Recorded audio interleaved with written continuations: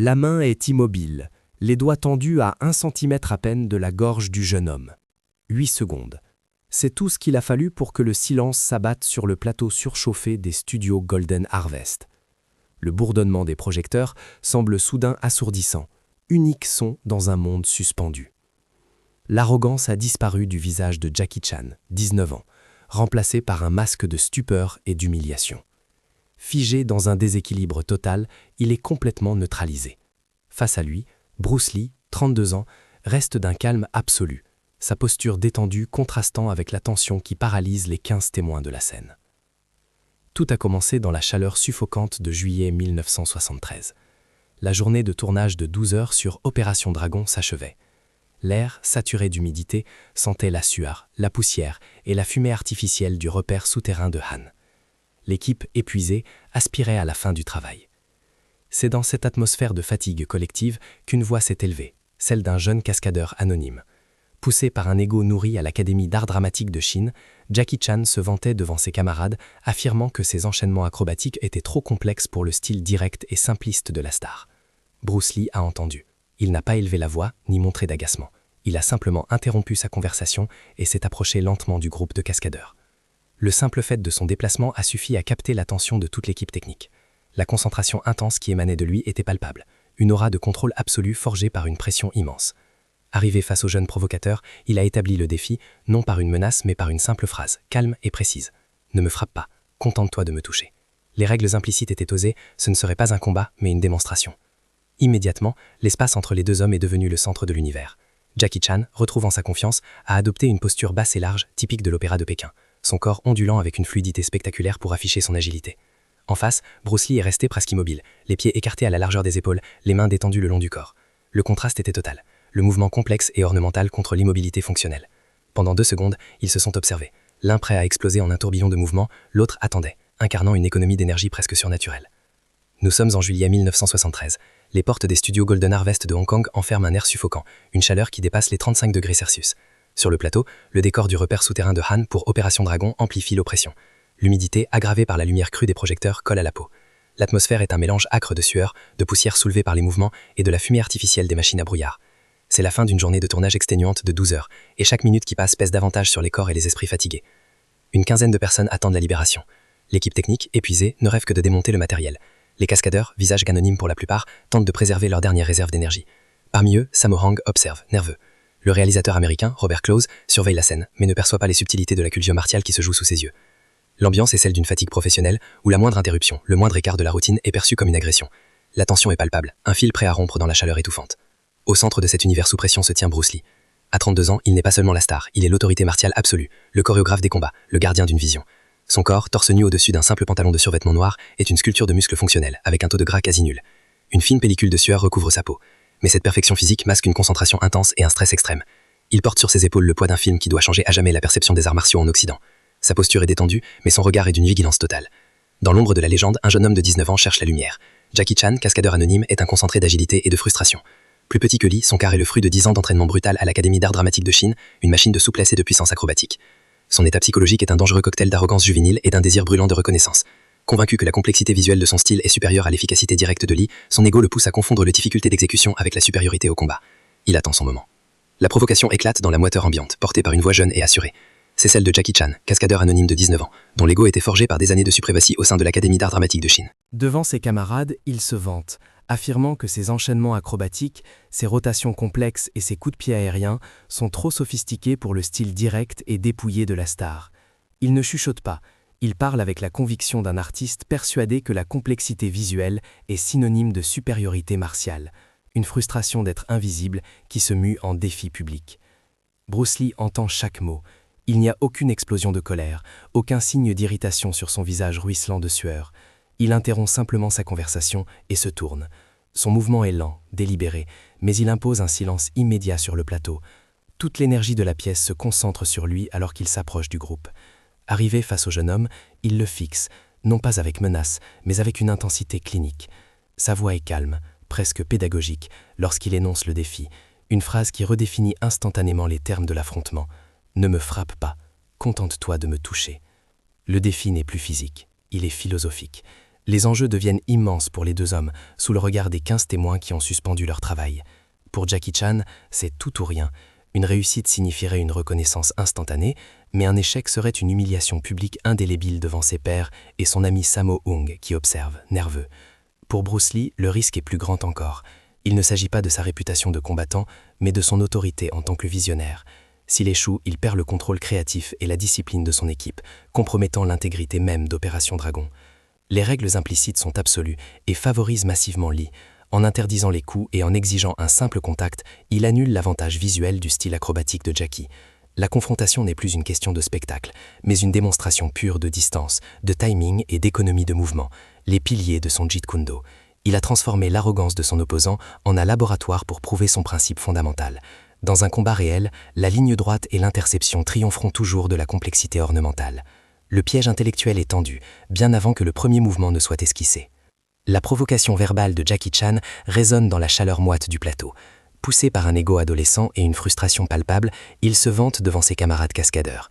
Ses mots, clairs et assurés, affirment que ses enchaînements, ses coups de pied retournés et ses rotations complexes sont bien trop rapides et sophistiqués pour le style jugé direct et simpliste de Bruce Lee. Ce n'est pas un murmure, mais une déclaration publique, une remise en question de la philosophie même de la star. Pour lui, la difficulté acrobatique est synonyme d'efficacité, et il est convaincu que son art, visuellement supérieur, surpasse la méthode de Lee. Bruce Lee entend. Il se tourne lentement, interrompant sa conversation. Son seul mouvement impose un silence de plomb, aspirant toute l'énergie de la pièce.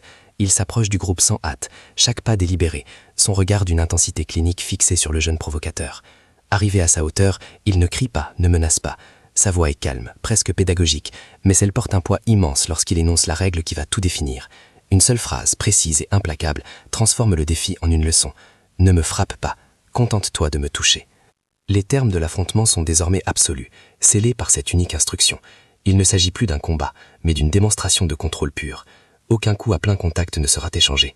L'objectif de Jackie Chan est réduit à une tâche en apparence élémentaire, établir un contact physique, même le plus léger, avec le corps de Bruce Lee. Inversement, la mission de Lee est de prouver que cette simple action est une impossibilité technique et philosophique. L'espace entre eux devient un laboratoire où la moindre erreur de jugement sur la distance ou le timing sera exposée sans pitié. Cette règle unique est un piège stratégique parfait. En interdisant les frappes et en exigeant un simple contact, Bruce Lee annule instantanément l'avantage principal de Jackie, le spectacle visuel de son style acrobatique.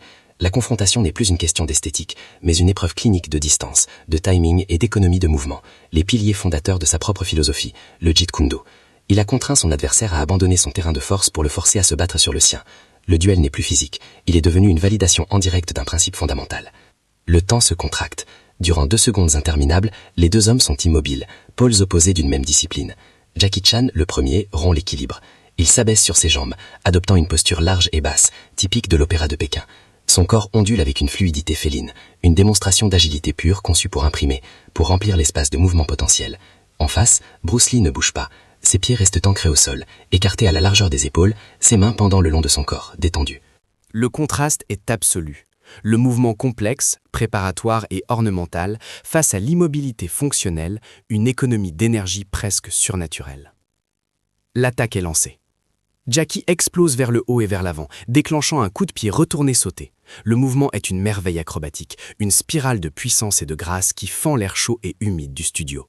D'un point de vue purement visuel, la technique est parfaite, conçue pour surprendre un adversaire par sa complexité et couvrir une distance considérable en une fraction de seconde.